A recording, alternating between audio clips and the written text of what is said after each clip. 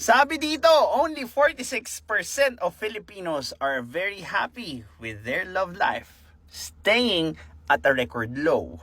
'Di ba? Sa dinami-dami ng mga influencer na nagtuturo kung paano humanap ng dawan, humanap ng forever, doon nagde-decline yung pagiging masaya ng mga couples sa kung anong relasyon meron sila. You know why? It's because those influencers are advocating an unreasonable form of love. 'Di ba? Andiyan na yung mindset nila, pag di mo ginawa sa akin 'to, di mo na ako mahal. O 'di ba?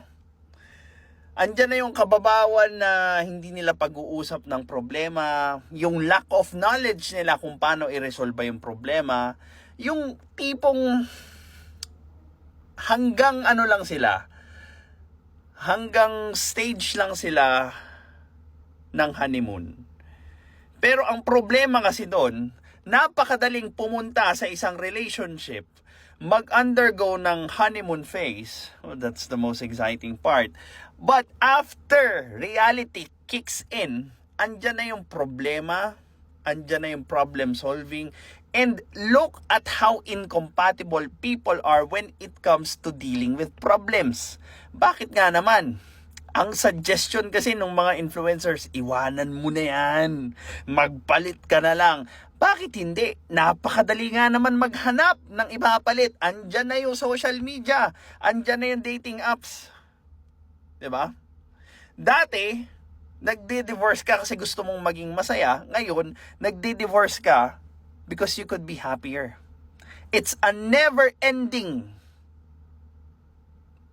chase of happiness. Pero yun yung di kasi nila maintindihan eh.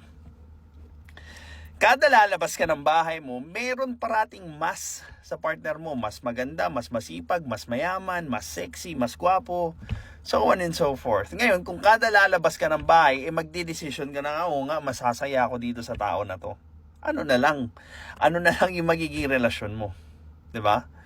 Yung foundation ng relationship nyo is all about just feeling good. Walang value. Ganun lang. Yan, kakapanood nyo, kaka-adapt nyo doon sa mga influencer na wala namang alam doon sa kung ano yung pinagsasabi nila. Gusto lang nilang ibida, i-virtue signaling yung mga bagay na sa tingin nila isasang-ayunan nyo. This is your lifestyle coach Mark. You could book a free clarity session so that we could check if we could work together towards your goal. Have a good day.